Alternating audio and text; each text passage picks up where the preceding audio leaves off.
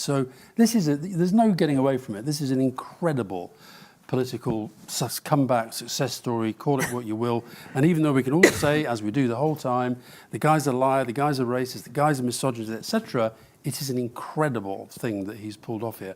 So I think this is something Anthony and I were talking about just during the quick break. I think all of us, with the exception of Dominic, need to sort of reflect a little bit. Well, what did we get wrong about the whole? What did we get wrong?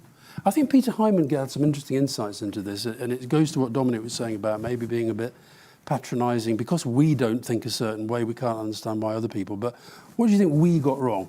Well, I mean, I got it totally wrong. I thought Kamala Harris would win, and I believed she would win comfortably. I thought it would be over quite quickly. Despite the polls showing 50-50. Why? Well, I can repeat my arguments. They were technical arguments about young African-American voters and how they would turn out, her ground game, the money, the performance of Biden's administration. It's all turned out to be wrong, completely wrong. I don't think, though, that I was fundamentally wrong because I'm patronizing towards people. I never felt that. I never felt that as a politician in Britain. I didn't feel I was patronizing towards my Brexit voting constituents. I think I was wrong because I'm an optimist. And I hate the idea of being right pessimistically. I think you can be a false prophet and right. You can align yourself with the worst instincts of humanity. You can assume that everything's going to hell in a handbasket, or you can hope. And my bet on Kamala Harris was a bet on the American people. It was a bet on liberal democracy. It was a bet against populism, and it was a bet on hope. So are we wrong to think that that can work? That's the really difficult thing that this sort of confronts us with. It's so difficult because, of course, I felt in a very minor way, in Britain, seeing Boris Johnson take over, this just proves everything that I feared, that the bad people win, populism triumphs. And I've spent a long time trying to pull myself together and see moments of light and inspiration. You've just written a book inspiring young people to get involved in politics. We have to believe that the Middle East peace process can still be solved, the two-state solution is possible, that peace can come back to the world, and that the world can get back onto a better trajectory. But tonight is a very, very devastating body blow. This is 25% of the global economy. This is the world's largest, oldest, most mature democracy that has just voted for a multiple convicted felon. Well, answering your own question, what do you think you got wrong? Well, I got... You told me when we introduced that podcast, you said, I guarantee Donald Trump will never be president again. Yeah. Right. You're wrong. Well, I got wrong. It's competition for sure. I thought Biden was up to the job. He wasn't, and they didn't give her enough time. So I got that wrong for sure. The second thing that I got wrong is that I didn't understand Trump's hold on these people because I thought there was a breaking point. You know, my dad had a great expression. He was a construction worker. Here's a rock. You hit it one time, it doesn't break. 500 times, it doesn't break. You hit it the 1,000th time, it splinters into a million pieces. You don't know which one of those things broke the rock. And I thought, okay, there's just too much that he's doing that's wrong. And there's too much that he's doing that's un-American. The rock is going to shatter. I actually thought the Puerto Rican moment was a potential sign of the rock shattering. So I got that wrong. But the last thing that I'm worried about, and this is something hopefully Dominic will address, do we have to break the world in order to fix it again? Because we broke the world in 14 to 17 or 14 to 19. We had a terrible treaty. We went back to war 20 years later. We broke the world again.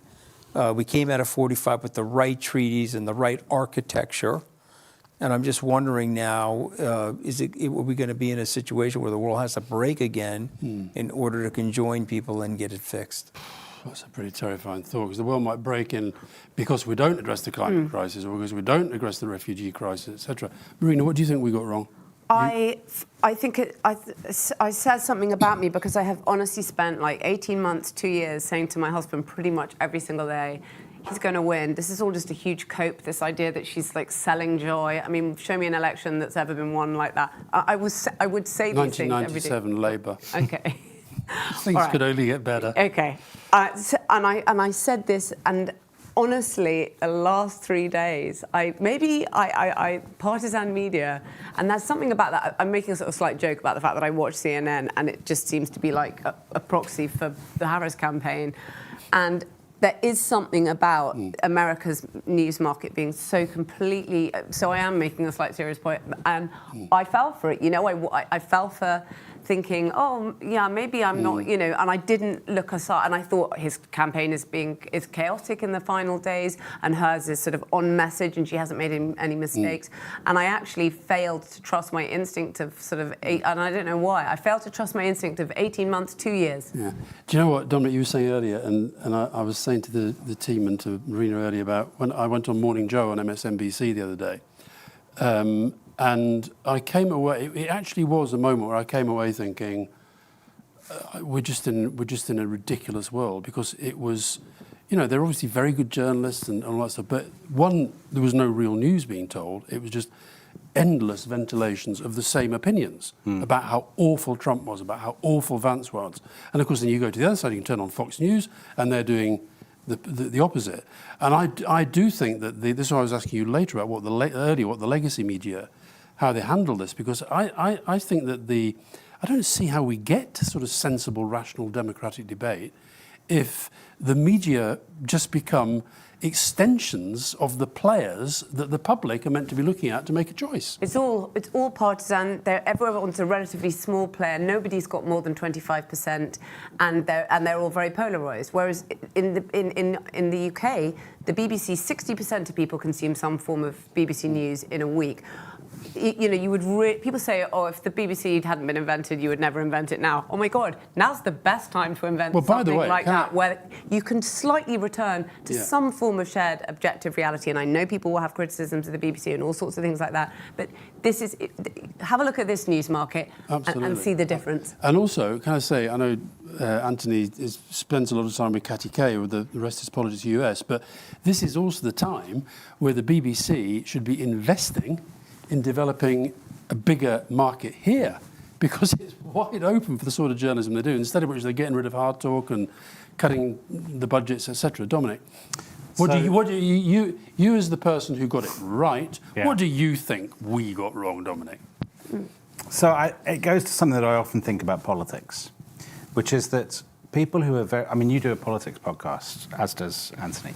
I think the one thing that people who are very interested in politics get wrong about politics more than anything else is that most ordinary people are not interested in politics, do not follow it, do not care, do not understand, or do not care to understand. I'm not saying they're incapable of understanding, but they don't choose to follow and to immerse themselves in the minutiae. So all the things that we kind of off-air before we recorded this were saying, this will do for Trump, this will kill him, you know, all these. A lot of people don't know about those things or don't care. And as far as I can tell from the exit polls, the single biggest issue for people was the issue that is almost always the single biggest issue in every election, not just in America, but everywhere in the Western world, which is the economy. Are you better off? And I think the inflation a couple of years ago clearly really hurt the Democrats, because Harris was tarnished by that. So all the things that we think should have destroyed Trump, Puerto Rico, garbage, blah, blah, blah, blah, a lot of people probably weren't even aware of those things. I think at any given moment, most people... Well, all these news channels were talking about it for 24 hours. Right, because most people aren't watching those news channels. They have very small audiences. They have lives. Yeah. They're out doing... Yeah, I think that's the one thing. I always think this about all political history. It's the one thing that people get most wrong, because the people who write the history care about politics. Well, can I say something? One of Tony Blair's absolute pieces of genius as a politician is he understood that all the time, and always used to say to us, you lot need to understand, people out there aren't thinking about us the whole time. When they do think about us, they've got to be thinking about us on our terms, not our opponents. Can we just talk, I said before the break, talk about race. Anthony, what do you think this says about race in the US? If he goes through with some of the stuff that he's talked about, how difficult does that become? And kind of, you know, where are we on race relations in the US? Well, some of the things that they want to do is they want to make the democracy less of a democracy, right? If you read the Constitution in Russia, it's very flowery language. It The North Korean constitution says similar things related to rights that the British have or the Americans have, but they just changed the rules. And they've made it so that one person has more power than the other people. He wants that, and they'll be spending time figuring out a way to do that. And with that, there's a big question of race, because the country is changing. You know, when we get to 2044, there'll be less white people in the country than other people. Okay, Sorry, I have to do this because I always Okay, do it to please. Rory. Fewer.